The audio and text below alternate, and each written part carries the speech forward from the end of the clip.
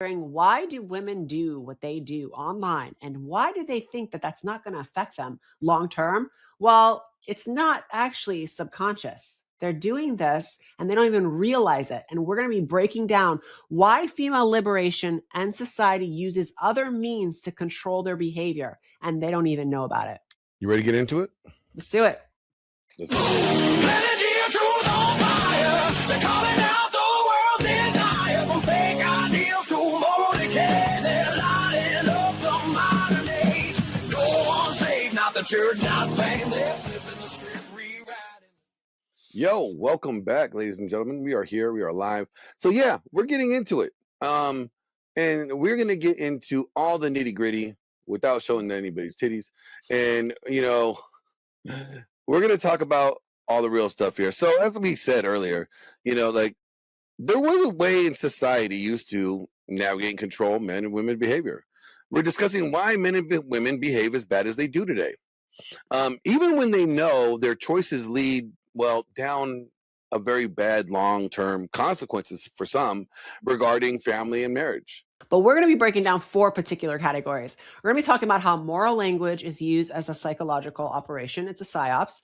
And how social reputation affects them. Also how incentives and punishments affect people's behavior. And why physical attraction to attract mate value and how that applies to controlling women's standards and also men's. Yeah, modern dating is collapsing. 63% of men are reporting being single. 34% of women are reporting being single. It's a really big gap there, right? Women are consolidating access around smaller groups of men, like Chads or Tyrones, or guys that play trombones. I don't know. The United States Surgeon General reported that the loneliness epidemic is a crisis. Fewer relationships, less sex, more resentment, more confusion, more ideological conflict, and what we're doing is just not working. Yeah. It's just not. We are failing at this thing. So the better question is, what are we refusing to examine? Correct. What are we not asking? What are the questions that are going amiss? Because multiple systems are failing at once. A lot of people online like to point out like one particular thing, like, oh, we have a poppy, our babies are not being born. Like we need to bring back more babies, but they think like that alone is the problem, or it's just women not wanting to have babies. No, like there is multiple structures. We have economic failures. We have, men and female relationships failing, right? Marriage, housing, there's just on all fronts, everything's failing. So what are we not talking about? And most people, like I said, they want to point at like, okay, women don't want commitment or men don't want commitment. But then when you examine it and you really look at like how both sides are kind of creating victims here, right? In a situation they created. Yeah. And like, here's the real deal. Like you don't regulate female behavior through force or morality. When you try to label, them, and it's not as empowering as you think it is. It actually becomes more problematic because what women have learned to do is they actually learn to take the very thing that you shame them with and exalt themselves with, call them hoes. The sisterhood will be like, we're going to be the best hoes possible. Level of shame and like sting in the words actually don't mean anything. Well, because people still think morality is what causes people to behave a certain way. Like, especially those who are very religious, they feel like this is a moral issue, but they're forgetting that it doesn't need to be malice. It doesn't need to have morality to have the behavior it is today. All it needs is incentives. That's it. That's the only reason. And the reason why is because people actually behave through biology, okay, through incentives, right? So you don't even need people to be behaving off of morality. You just need to incentivize them and then have willing participants. And now this is where we are. What do we do and how do we end up here? And what do we do with this? That's really the question. You can't analyze women only or go women, and then not analyze men. Because when you do that and you leave one gender out, now what you have the behavior that's offsetting not being talked about. And I think that's what's happening. Everybody's pointing at one or the other side and not realizing how they both contribute, right? Women are not sitting around saying, oh, because he doesn't like it, I'm not going to do it. No, we know women are looking at the next woman and saying, well, if she is doing it and she's getting rewarded for that behavior, that means I need to do that behavior too. What we're not going to ignore here is that certain things don't disappear, right? The problems that we're dealing with, it shows up in like the gender wars that we see today.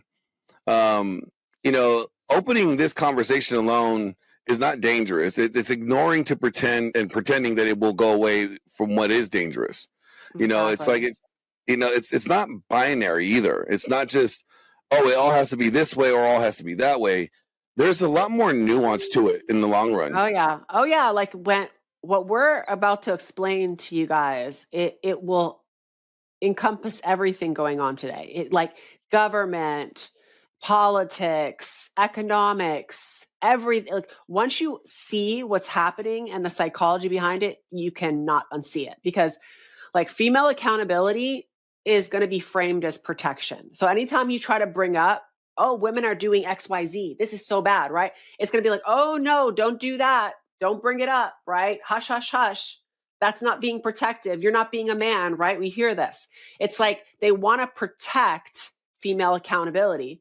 But what it often does is now it allows destructive feedback loops, which is what we're seeing on social media. This whole pointing the finger, playing the victim. Yeah, and women's behavior is influenced by mate value.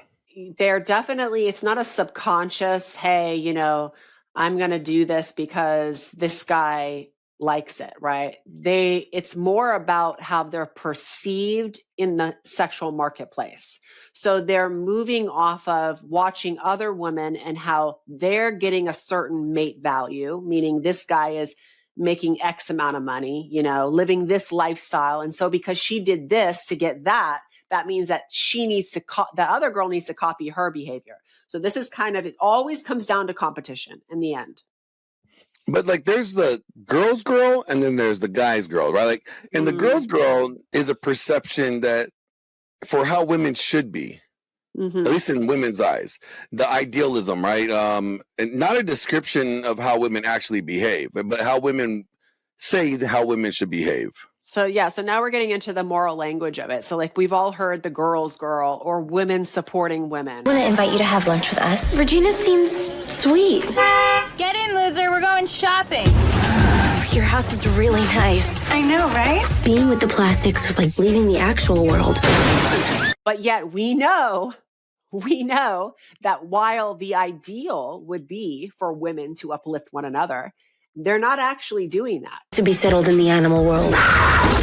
But this was girl world. They're actually competing against each other and they're enemies of each other while playing like they're the girl's girl. And this is how they use moral language, because if a girl decides, I'm not going to compete with you, or I'm not going to do what you do. Okay. Now you're not being a girl's girl. Entering girl world. Have you seen any guys that you think are cute yet? There's this guy in my calculus class. His name's Aaron Samuels.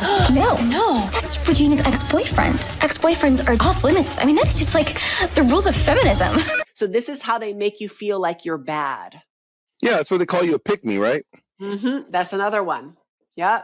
And so this is called moral language because they're using moral language to coerce and basically make a woman comply by framing her as bad because she doesn't go along with the sisterhood. Who does she think she is? I invented her. So female competition evolved through like reputation assassination and management, right? Because it's Social not new. exclusion. Like the alliance formation, like the Mean Girls team, or like the moral signaling. All the fighting had to be sneaky. I want to lose 3 pounds. They're these nutrition bars my mom uses to lose weight. It won't close. It's a 5. You could try Sears. Why are you eating a Caltine bar? What? You make you gain weight like crazy. What's happening today in modern times is actually not new. There's always been a way to regulate female behavior. Usually it would come like through ideology, religion, there's always been that. But now the only thing that's changed in our modern day is the terms. is the wording, is the way we're framing things, the words, the sentences, right? So throughout history, social approval has always regulated behavior. It's just now how we are doing it differently because we don't have the same rules to enforce. This pattern is like, well, like women calling it jealousy or catty, like misunderstands the point, right? Like it's not even catching the point. Like the intersexual competition is not a pathology. It's more of a strategic behavior shaped by what you would say selective pressure. Gretchen told me that you like Aaron Samuels. I could talk to him for you if you want. Really? You would do that? You're so hot. Why would she do that? She's a life ruiner. And it's almost targeted like directly related to their mate value. To a man that wants to get married and have a family, virtue is a high value. So what they do is they mask competition through moral language and frame it as virtue. Oh, she's not a good girl. Plastics. Who are the plastics? They're teen royalty. That's Karen Smith. She is one of the dumbest girls you will ever meet. I'm kind of psychic. Really? It's like I have ESPN or something. Gretchen Wieners. She has 2 Fendi purses and a silver Lexus. And evil takes a human form in Regina George. She knows everything about everyone. Oh, she's not a good girl, or she has a high body count, or she's a whore, right? We hear this online. And people would automatically go, oh, well, now they're going to bump her notches down. She's not a virtuous woman, right? But really, that has nothing to do with her character. She might be a very virtuous woman, but because somebody else wants to positionally elevate themselves over her, they're going to frame it in a way to remove her virtue. So that's how they get conformity. That's how our entire system is rewarding conformity. It's punishing any deviation. So like, let's say, I'll take me for example. I want to opt out. I don't want to get in the magazines. I don't want to chase a career. I don't want to wait till I'm 40 to get married. I want to get married at 20. I want to have babies. I don't want to go to school. I want to serve my husband. I want my husband to be the head of household. Well, guess what? That's a deviation. You're deviating from the sisterhood. So guess what? Now we're going to frame you as you missed out. You threw away your potential. Oh my goodness, you're a pick-me. Oh, your husband must control you, right? These are ways to use moral language to punish anybody who opts out of this competition in today's society. Do you know what everyone says about you? They say that you're a homeschooled jungle freak who's a less hot version of me. Yeah, so don't try to act so innocent. You can take that fake apology and shove it right up your hairy... The goal is to make your rival appear less appealing to you, by contrast to you, right? And so when you look at like beauty standards in America, or at least beauty standards around the world, right?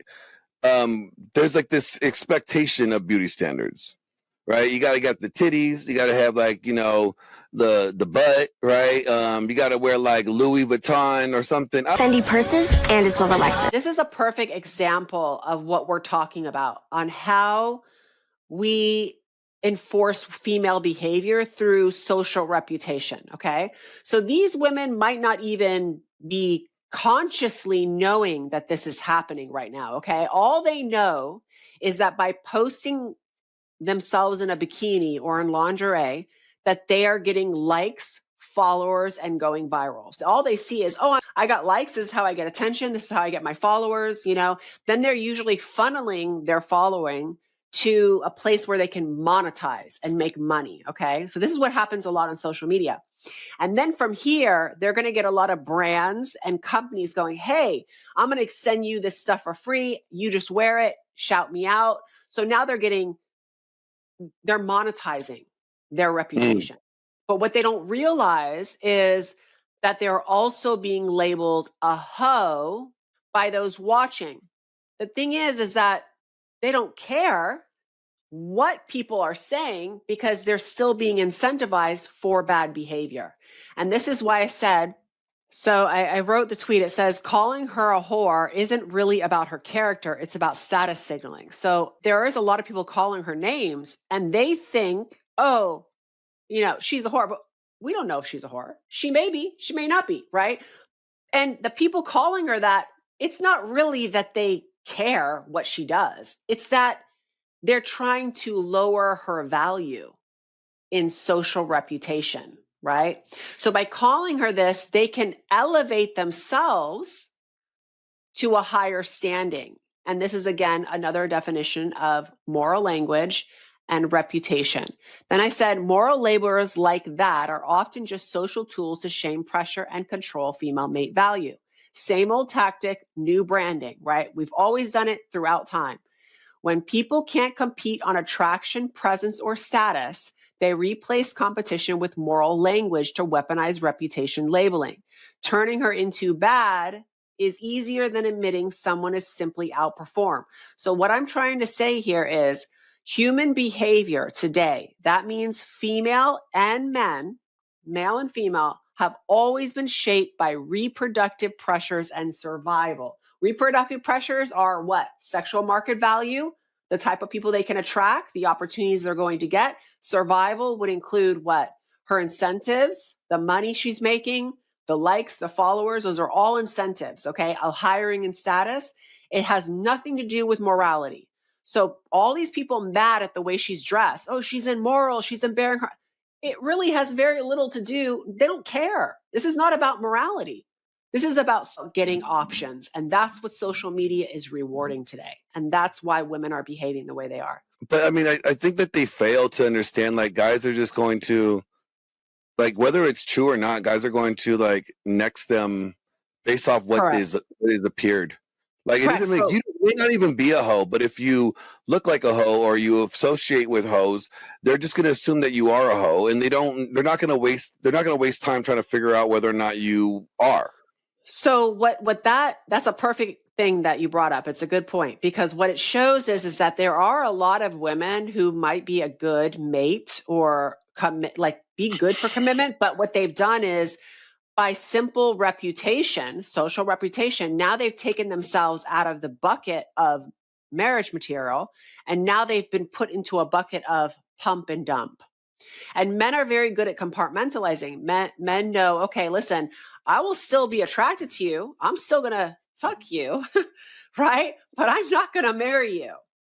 So these women don't understand that what they're doing, they're being incentivized in the short term, okay? The likes, the followers, the monetization. But the long term is where the destruction happens, because now they're being removed from the bucket of commitment and now they're being put in the pump and dump. So long term, they're losing, but women don't think about that. Women don't care whether they're winning long term. Women are only caring if they are positionally elevated in the short term. And that's where the foresight is fucking them over in the end.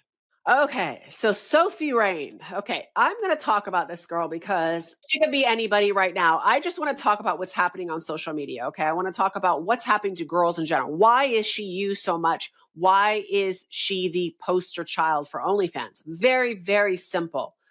Because she got a tight little body.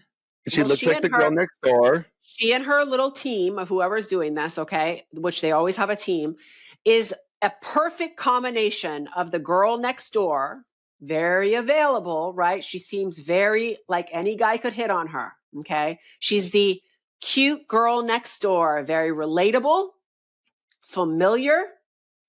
It makes a guy feel like I have a chance with her. And then they use moral language to mask the behavior. Oh, I got 0 body count. I'm a virgin. I'm 18. I got no body count.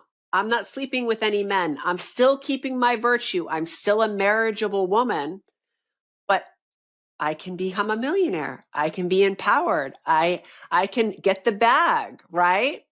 So they're using the perfect combination of all 4 of these things that we're talking about today, by the way. We're talking about appearance, how that's used to create a standard in the media. We're talking about reputation, how she's covering her reputation here. We're talking about moral language, using the right words. I'm a virgin. I got 0 body count. Come subscribe to me. None of that matters, though. But none of that matters. None of it can be reality. You're right. None of it actually matters. None of it actually matters, because let's say she is a virgin. Let's say her body count is 0. Just the fact that it's like guilt by association. You're associating with this site that is known for pornography or, hoish behaviors. It doesn't matter. You could have been the nun on that site praying every single time you went live and nobody would believe you. Women are not caring about the long term. All they need to do is win in the short term. What is she winning in the short term? She's She be becoming a winning more, millionaire. though? She's a girl's girl. She's helping a company recruit new 17-year-olds and 18-year-olds. But what I'm saying is, wouldn't she be winning more if she was putting out? No, because then that would remove the reputation. The goal is to get new 17-year-old and 18-year-olds to follow in her footsteps. So that is why liberation and feminism needs to frame it as you're being good. You're keeping your virginity. You're not having a body count, but you're becoming a millionaire and you're not selling yourself short. You're taking advantage. You're going to be a millionaire and a business owner by the time you're 20 and 30 years old, and you still get the man, right? That's a lie, though. That's like a complete. It doesn't matter. You're right. It's a lie, but it doesn't matter because they're still getting incentivized in the short term. If she said well, my body count's low, nobody fucking cares because they can't prove it. You can't prove it to them, right? So to them, it's like guilt by association. Again, it's the perception. That's the reality. It doesn't have to be reality. It's perception. So yes, she can still find a guy who is going to believe this because it's what she's saying and how she's framing. So remember, this is all about framing. But I'm saying it from the guy's perspective. No guy is going to believe that a woman that's on OnlyFans has no bodies. That's what I'm getting at. So is she lying to herself, or is she lying to the girls that are coming up behind her? Correct. It's all about the positional. It's about mate value. So it's about signaling to other women that you can do this too, and not have to compromise your morals. So do you think these women are doing it thinking that their morals are not compromised? Correct. Okay. The girls on OnlyFans, we have to remember the money, it's a pyramid scheme. Okay. Let's be honest.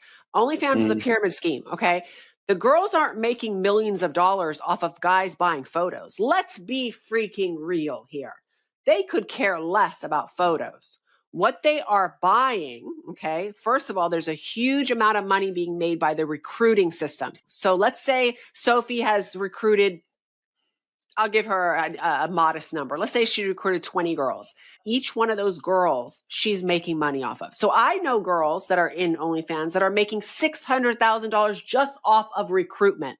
They're not even posting, and they're making that amount of money. Oh, wow. I find it hilarious that guys are complaining about women being transactional when guys have made it transactional. Both men and women have made it transactional. Correct. No, but guys have leaned on the transaction aspect of it. They try to sell the lifestyle, right? That's leading on the transaction. I've talked to several men who prefer gold diggers, literally will tell you, I want to be able to pay for her to come and I want to pay for her to go. And I've said, these are guys that could very easily have a normal relationship.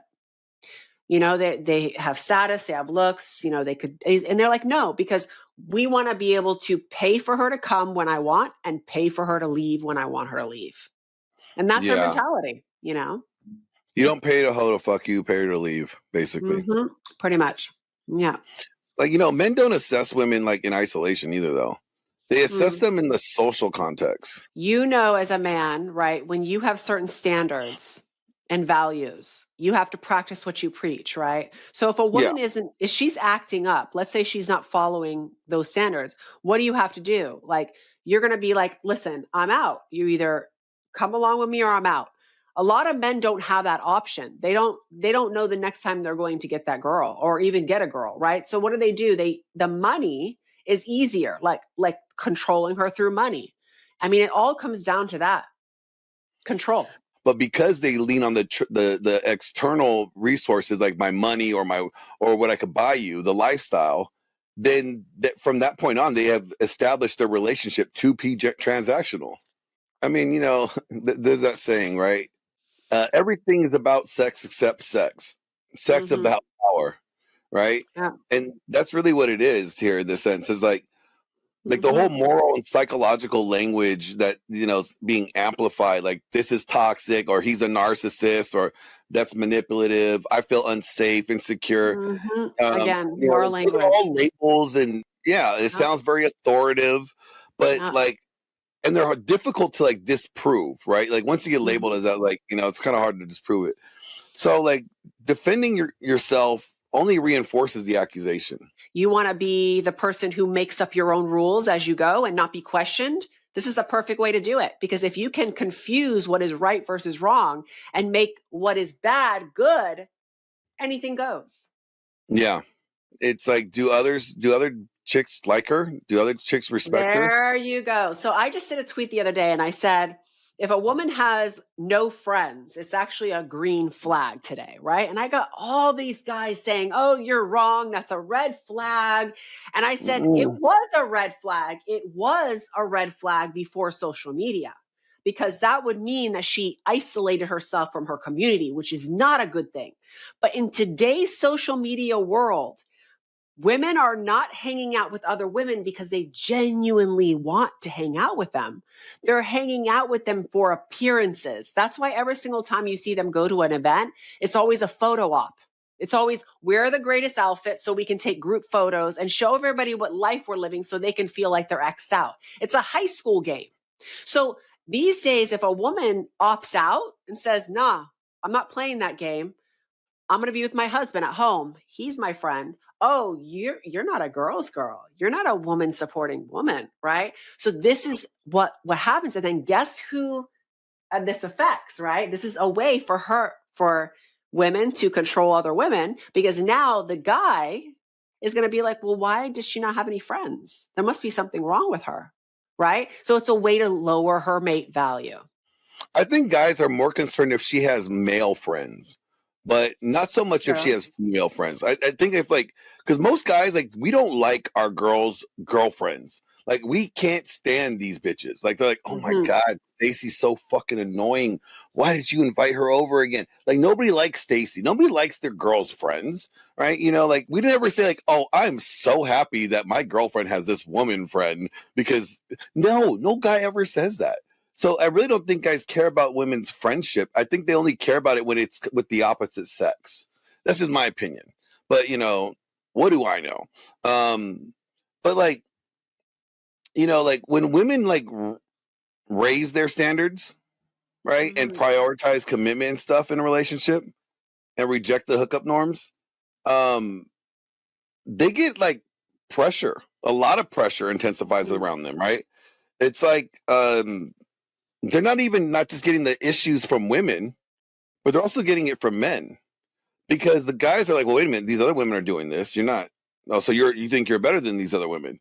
And then now that she separates herself from these other women by having these standards, by not engaging in the behavior that the sisterhood is doing, she gets ostracized from them, and she gets passed up on by the guys, because the guys, well, let's face it. Right. If she's not putting out, I think Lloyd Banks said it the best. If I don't hit the first night, I ain't gonna call her. Right. So it's like now guys are rewarding the bad behavior, but then again, calling them a hoe. If she's not on social media, if she's not dressing the way the other girls are dressing, if she's not hanging out with a group of girls, if she's not at every local event, suddenly she is lowered in mate value. That's why I said relative mate value is not about an absolute score. It has nothing to do with reality. It's contextual. It's market-based. It's by how the perception of the media sees her. And that tells everybody, men and women, how desirable she is compared to other women that she's competing in the same pool of men for. So now let's look at the beauty in the modern world. Beauty used to be genetic, now it's manufactured. In the 1990s, beauty looked like Naomi Campbell, Cindy Crawford and Claudia Schiffer. And what made those faces powerful was not just symmetry, it was rarity. You did not imagine becoming them, you admired them. The Victoria's Secret era amplified a specific aesthetic ideal, athletic and seen as completely unobtainable. Shows like America's Next Top Model reinforced that bone structure and proportion determined where you stood. What changed was not the ideal itself, love, but access to it. When you look at faces like Margot Robbie or Emma Stone, the result feels effortless, but we're in a culture now where refinement is seen as achievable. In fashion, Bella Hadid and Kendall Jenner reflect a sculpted harmony that is planned, not accidental. Anok Yai, recently named Model of the Year, has very striking and individual features, suggesting that even in an era of intervention, uniqueness retains cultural value. There is also a neurological dimension to this. The brain adapts to what it sees repeatedly. When a certain type of face becomes common across media and social platforms, our perception quietly recollaborates. Public evolutions, such as those seen with Lindsay Lohan or Kris Jenner, illustrate another layer of this shift. Emphasis appears less about adding volume and more on repositioning and structural support. Beauty has moved from surface correction toward architectural maintenance. Beauty is no longer purely inherited, it is adjusted over time. When something can be manufactured, the baseline shifts. The question now is not whether beauty is natural, but how deliberately it is being shaped. So the goal is to make your rival appear less appealing by contrast. So that's the next thing on how women are controlled in today's society, right? Women increasingly are pressured by other women, right, toward artificial enhancements. Botox, fillers, cosmetic procedures, hyper-stylized aesthetics, right? Whenever you talk to a man, he'll say, no, this is not my thing. Like, I don't like a woman to look like that. But they're forgetting that women are trying to, they don't care whether men like it. They care whether their rival, the girl next to her, is more appealing by contrast. So she could be getting more likes on social media. She could be photographed better. She could be wearing her clothes look better on her. Okay. She's got more product deals and brand deals. She's got people calling her and she's traveling all over the world. Right. So that's all that other girl cares about. She doesn't care if Joe is saying, don't get your lips done. She cares that Sally is like, look at my boobs and look how good my photos are coming out and look at all the likes and the followers. Okay. That's what she's looking at. Men always look at the same things. They're very consistent, right? Youth. Titties and ass. Right. Titties and ass. Like, you got to have that. Correct. Titties and ass ratio. They're looking at the health cues, right? Her facial symmetry. Does she have clear skin, long hair, low Nobody cares about clear skin. Like, you got pimples. Who cares? We care about, do you got the boobies and the booty have the body right ratio? Like, well, if you're not proportionate, we're not getting involved. Well, it's low artificiality, because really what artificiality signals to a man is high maintenance. The juice isn't worth the squeeze, right? We've heard that. If a guy thinks he has to do a lot of work and that the juice is not going to be worth it, he's out. He's opting out. Okay. So deception when considering long-term commitment happens a lot in beauty standards, because a girl could be a great, possibility for a mate. But if she follows what Sally tells her to do and goes and get her butt done and her boobs done and her lips, now she's taken out of that bucket of marriage material and she's put into the pump and dump. So, I mean, if the goal was simply like just appealing to men, you would think that would make life a lot easier for these women. But since it's not about what attracts men, it's what other women says is the standard. No wonder why guys are going to become robosexual. They can design their perfect, sex spot to look the way that they want it to look without the maintenance. About the woman, competing with other women and trying to look good for other women. The guy has the robot looking good for him. Yeah. And a lot of women will say stuff like, oh, he's just hating on her or whatever. Like, no, that's not at all. Like, guys know artificiality carries implications. It carries problems long-term, So the strongest pressure toward these aesthetics, toward these exaggerated aesthetics, because it's not even like, if she just got her boobs done, I get it. But it's the exaggeration. It's the overly done stuff, right? It does not. That's why I said it's all about proportion. Like if the woman is not proportionate, like, look, okay, if you got some itty bitty titties and you got a big old booty, I encourage you to go get your titties done. I want you to look proportionate. Right. But if you're already proportionate, don't overdo it. Like if your body looks great with like a C cup, right? Don't get a double D cup. Because then now it doesn't look proportionate. No. And you're going to have back problems. You're going to be like, need one of those back braces that sit you up like this. I got back problems for my boobs. But anyways, okay. So basically, our strongest peer pressure online is not coming from men. Like for women, it's not coming from men. What's happening is that it's coming from female peer groups. like influencer culture, right? Female dominated beauty industries, social comparison loops, like all these little things are causing pressure. We all feel it. I've been saying this for the longest time. This is why the shaming thing doesn't fucking work. Yeah, like calling them hoes doesn't do it anymore. And why? Because all the girls do is they praise the hoes. You go, girl, you hoe it out. Here's what guys don't get. Women don't need guys, even simps. They don't even need the simps in the comments. You want to know why? Because now social media in the game, you pay to play. So these girls have a group of girls that they go to, and they take their posts and they put it into the group, and it's just girls commenting. So they don't even care if you don't like how she looks or acts. They don't care. They're getting other girls who are, you give me a comment, now I give you a comment. It's called like and comment groups. So guys are like, oh, I'm going to show her, or I'm going to give her a bad rating or whatever. Or I'm going to make an article and give her a hoe. They don't care. They don't care. They're still getting incentivized. So no wonder why guys are checking out from women, because women don't even care about what guys want. Guys are like, if you don't even want me around, or you don't even care what I think, then why the fuck am I fucking with you? Is that a lot of these men are slowly adapting to the distorted baseline. So they're actually endorsing them and actually preferring this aesthetic inflation. They're wanting to see these women a certain way. So that's why these women keep getting bigger and bigger and bigger, because they're continuing to get praise. Wait a minute. Are you're trying to say guys are trying to get want women fatter? No, what I'm saying is boobs. Like you see like these obscene implants, these women getting like it's distorted. It's a mental slow adaptation to what the baseline standards are in beauty. So women just keep doing them. Like the lips, you get a little lips done. Oh, it looks great, right? All of a sudden it's like, I want more and I want more. That's a slow adaptation of the distorted baseline. And men are now. I thought to get big lips, like all women had to do, like to get those DSLs, they had to just do what they do to get DSLs, with their head and stuff, okay, so actually, it's funny. It's funny you mentioned that. I had one girlfriend that had she got lip injection one time, and I didn't know what she was doing. She's like, "Did my lips look good?" I was like, "Look normal." Like, you don't notice anything different about my lips? I'm like, "No." Am I supposed to? They're like, "I just got them done." I was like, "What do you mean you just get them done?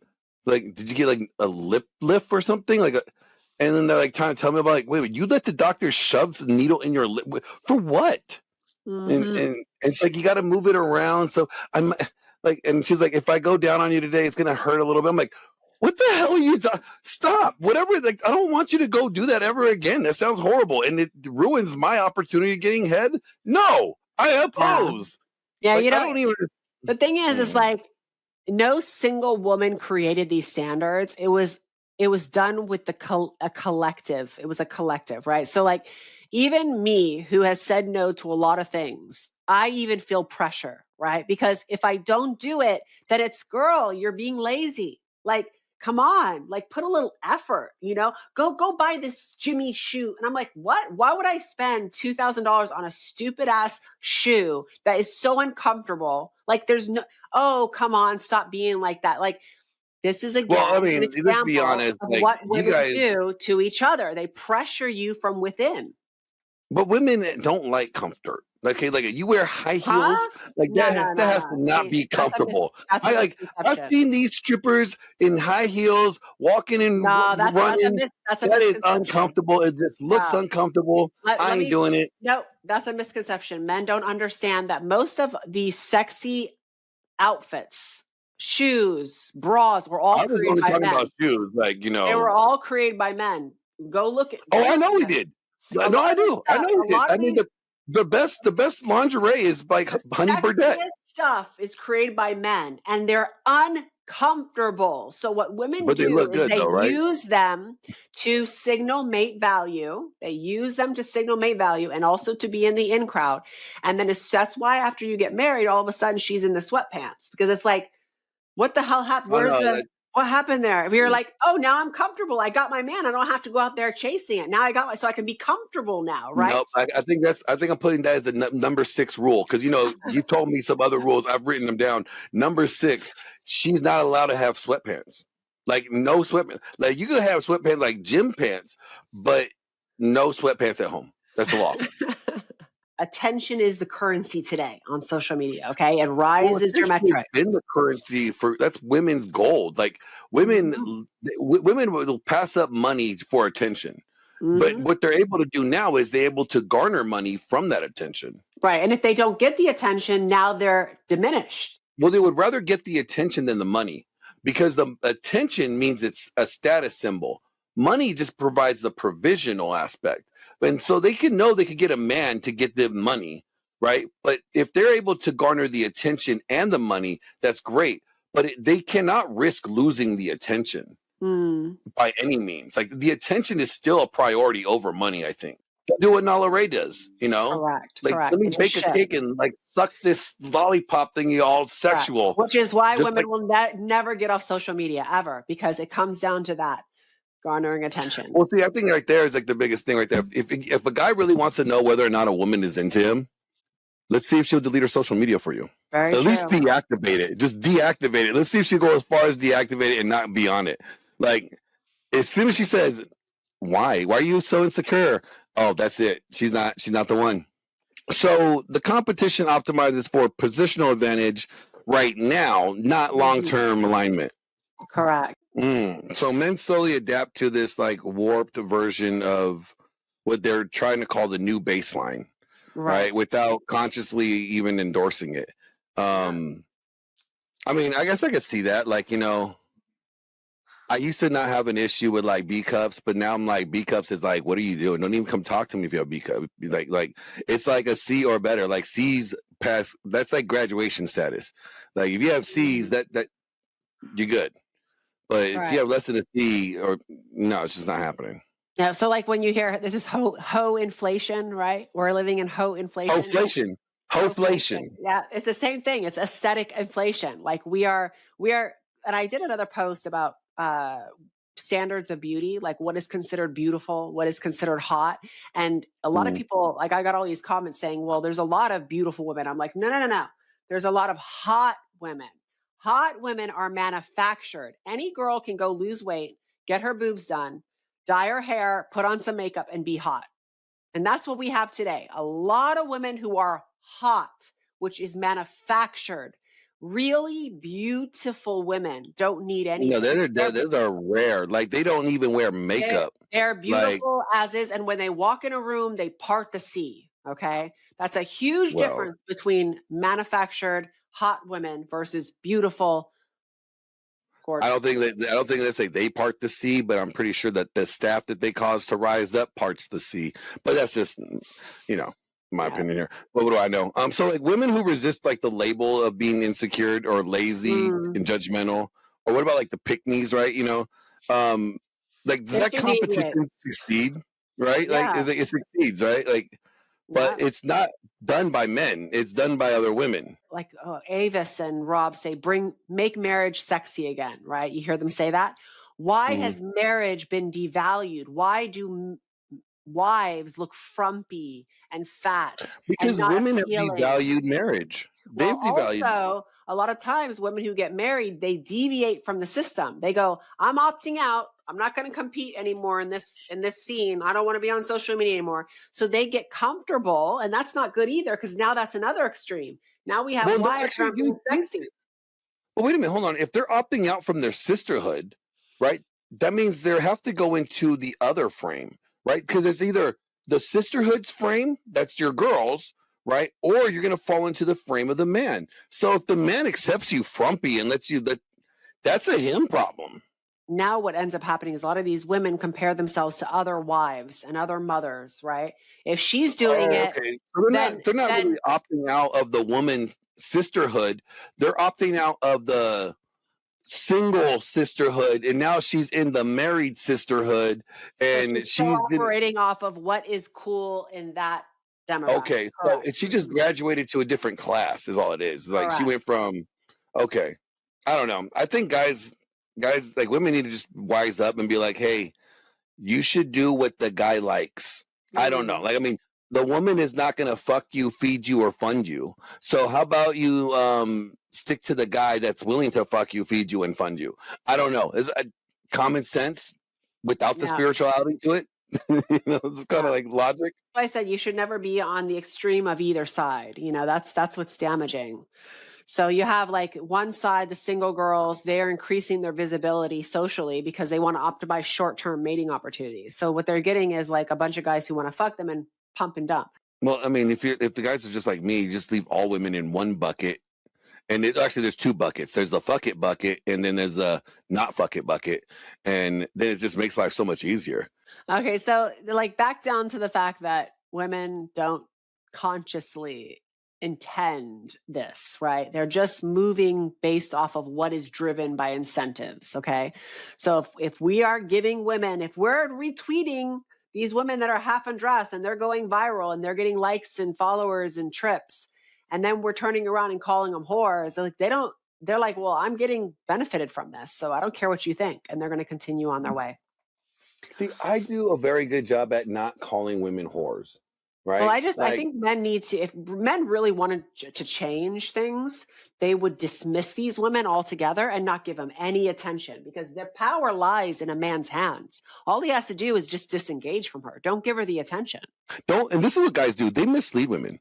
They mislead the women that are recreational use only, and they let them think that they could be wifey. Mm-hmm. And that's where they really fuck it up. Like, if you just like, no, girl, like you just a plaything. Like, don't be thinking, aspiring for wifey status. Like, come on, you're silly. Just stay in the plaything bucket, right? That just saves them a lot of headache. No, because once you have sex with them and the sex is good, the emotions, there's no way you're going to get rid of those emotions getting involved. And men do this all the time, and then they get blinded by their emotions. And before you know it, they're putting a ring on a hoe. Well, okay, I only did that once, okay? And I'm kidding. But no, I see what you're saying, because guys, I think it goes back to the kinesiology of it, right? They're not used to the attention and the touch. This woman wants to touch you. This woman wants to do these things with you. She must be wifey. She touched my pee-pee, she's wifey, right?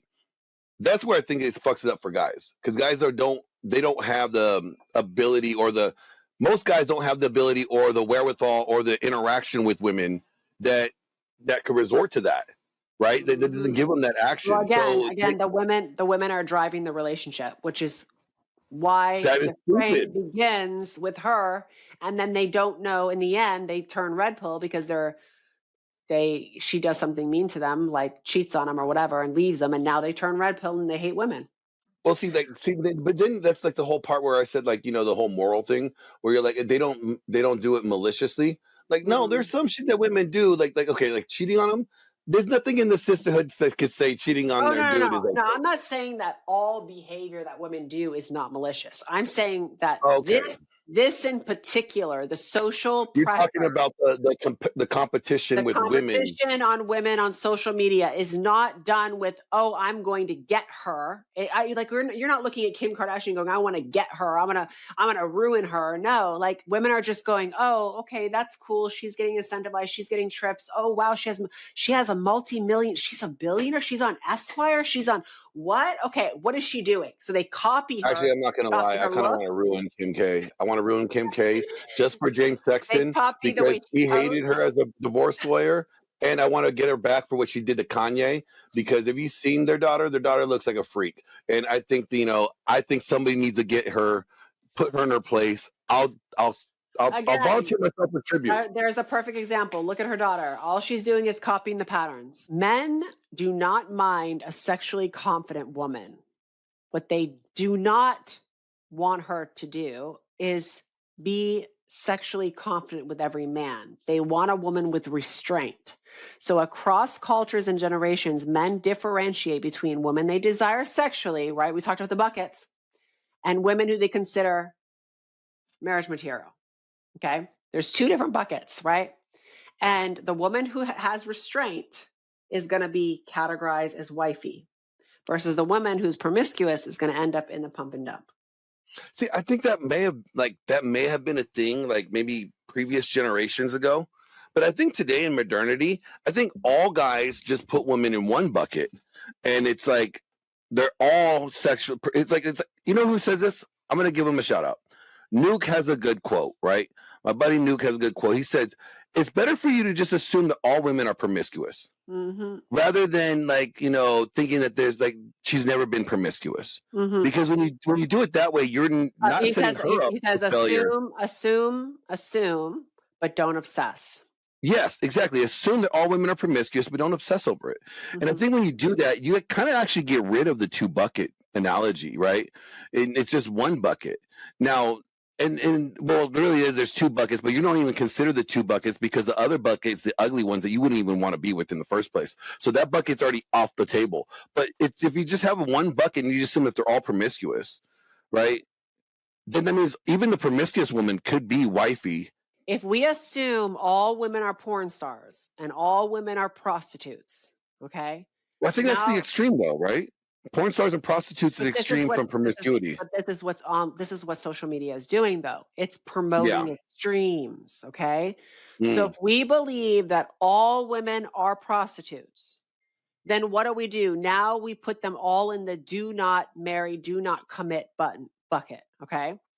So that's why it can be damaging. Like, you have to remember that women were made for selectivity. Like, we were born with selectivity. Yeah. Okay. That is her leverage. And the more selective she is, the more her mate value increases, right? And that's why I said very highly beautiful women, gorgeous women are very selective and tend to be prudish because they have everybody coming at them from all different directions. And the women who are kind of mid and kind of like manufactured, they're the ones that have to compete. They have to compete for mate value, so they have to get their freak on because they can't even compete with the really beautiful women, right? Here's a good way to judge. I tell guys all this all the time. You want to know how a woman is freaky or not? If you want to know how good she is, you don't even have to have sex with her. All right, all you have to do. Let me zoom in here for this one. Does she know how to dance? Can she salsa? Does she know how to merengue? All right. If she ain't got no rhythm, like Shakira is right. Those hips don't lie. So if she can't dance, she ain't good in the bed. She's gonna be starfish. All right. So there you go. That's a easy good way one. to do it. I mean, it's seriously. If you can't have the rhythm to move, you can't feel the rhythm, you can't feel the ride. You're gonna be all disconfigured when you're in there. Just stay away from the women. So maybe that's a good way to get with women that can't dance, guys. Because the better that she could dance, the more promiscuous she is. A woman who can dance means that she has the capability to do stuff. Okay, so you can teach a girl to. I think you can teach a girl. You can build a bitch. You can take a girl who maybe is a little frumpy, who likes to dance but isn't promiscuous, who kind of stays to herself, who opted out, and you can teach her how to get fit, okay, dress a certain way, and tell her what you like in the bedroom because she's going to want to please you, and she can get better in the bedroom. Yeah, so instead of confronting selectivity directly, right, pressure comes sideways. Like, you're uptight, you're a prude, you want the lights off, right? Like, you're judgmental. It's not that deep. Well, actually, it normally is. But that's like, you have internalized misogyny. Right. Like, where does that come from? Yeah, so this is for women who are like, no, I don't want to have sex. Like, I want. Is that like from other women? Those like things? Because I would never say it's not that deep. Because women. I hear it all over. I hear men saying it's not that deep. I hear it from both sides. But women saying it's not that deep. Yes, I've heard like if you overanalyze or overthink something, somebody will come in and be like, that it's not that deep, it's not that big, you're overthinking it, but no, actually you are bringing up good points, but they don't want to touch on those points because then that would put a spotlight on their behavior, right? I talk about all the time, what women's behavior is and like why it's bad and why they need accountability. And what do I get called? Oh, you have internalized misogyny. That's what they tell me. I have internalized misogyny. Okay, why? Because I'm pointing out female behavior? No, I'm highlighting their bad behavior. And that's why they encourage this widespread sexual availability because it actually lowers the bargaining power and then kind of flattens the hierarchy and things, right? And Correct. It's not like no conspiracy necessary. Like this is what it is. It's just all incentives. We just talked about why a woman who would not agree to being sexually available or promiscuous, why she would be labeled as insecure or prude or, you're uptight, right? This is all ways to encourage the sexual availability because why? A woman who is promiscuous lowers her value. Okay. So like with this tweet, look what she says. If you're 23 and have less than 5 bodies, you're literally Correct. wasting your life. Women tell other women this to lower their perceived mate value. It's about outperforming other women in the short term. No one has to win. All that matters is avoiding losing ground to other women. Once enough women adopt these standards, be promiscuous, have sex on the first date, whatever goes, restraint now looks like loss of potential, right? Like she said, if you have less than 5 bodies, what are you even doing with your life? You've lost out on life. You haven't experienced life. I've had people tell me, oh, what do you know about dating? You married the second guy you ever dated. What do you know about anything? Right. So, and the most sinister part is men are slowly adapting to the distorted baseline without consciously endorsing them. So men are now going, okay, I can't find a virgin. So forget me having a virgin. Now let me try to find a girl who has only 2 or 3 bodies. Now that's even you can't even find that anymore. So now guys are going, oh, if it's 10, if it's 20, if it's 30, who cares, right? So we're like lowering the baseline. No, but see, this is where I have to push back a little bit here, because men are the ones that are encouraging the pumping and dumping. We would love to fuck without the commitment, and if we are able to convince women to let us fuck without commitment, we win.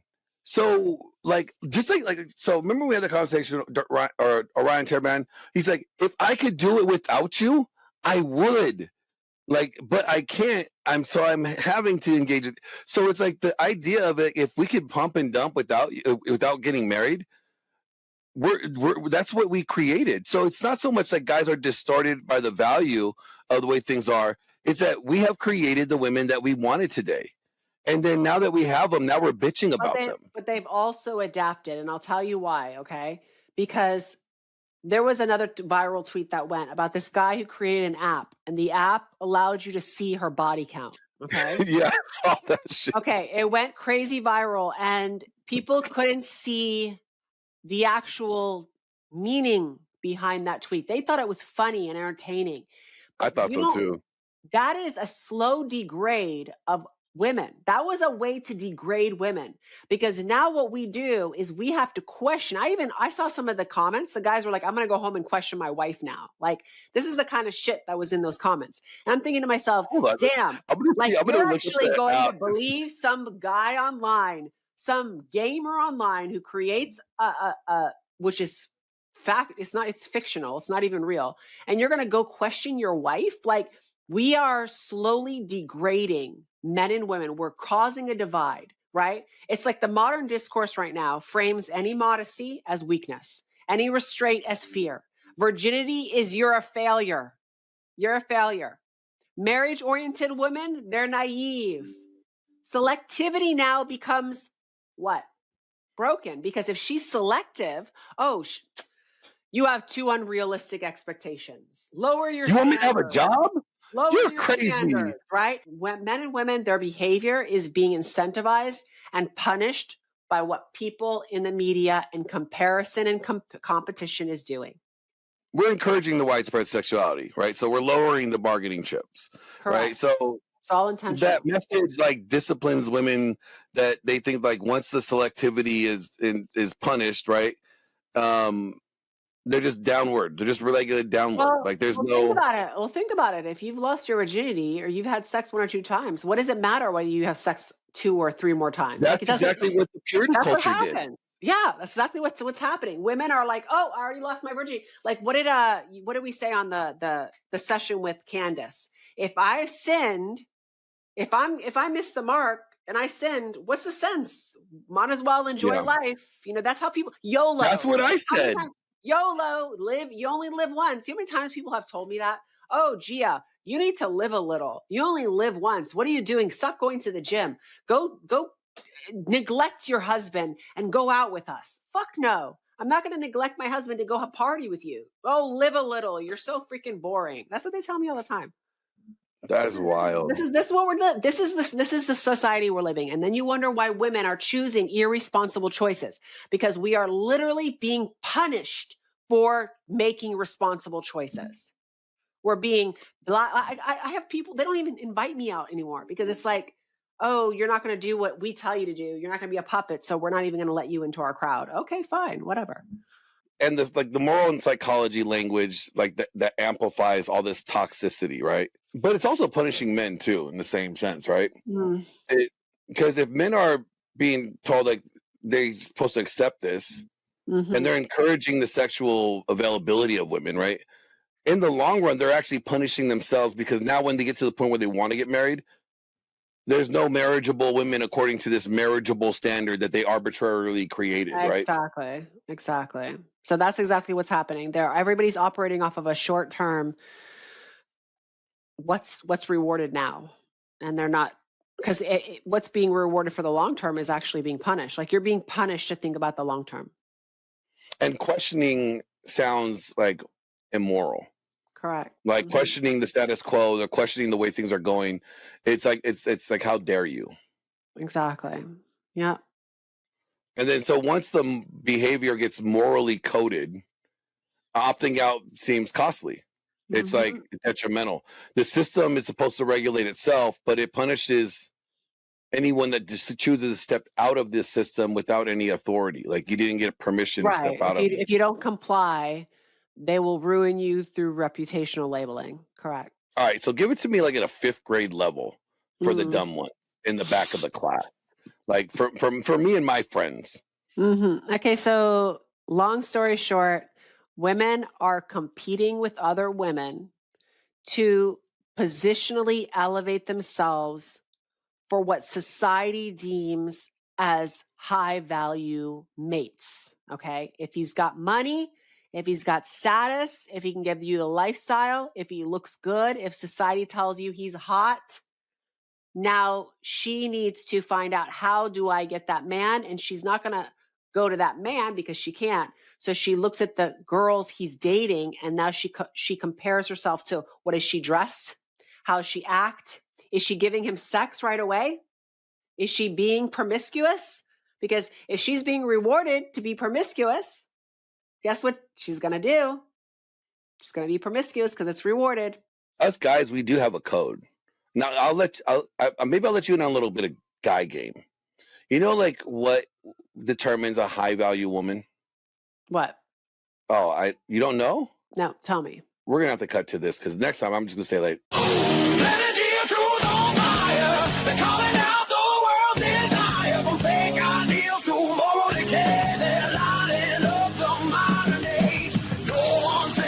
church, not family.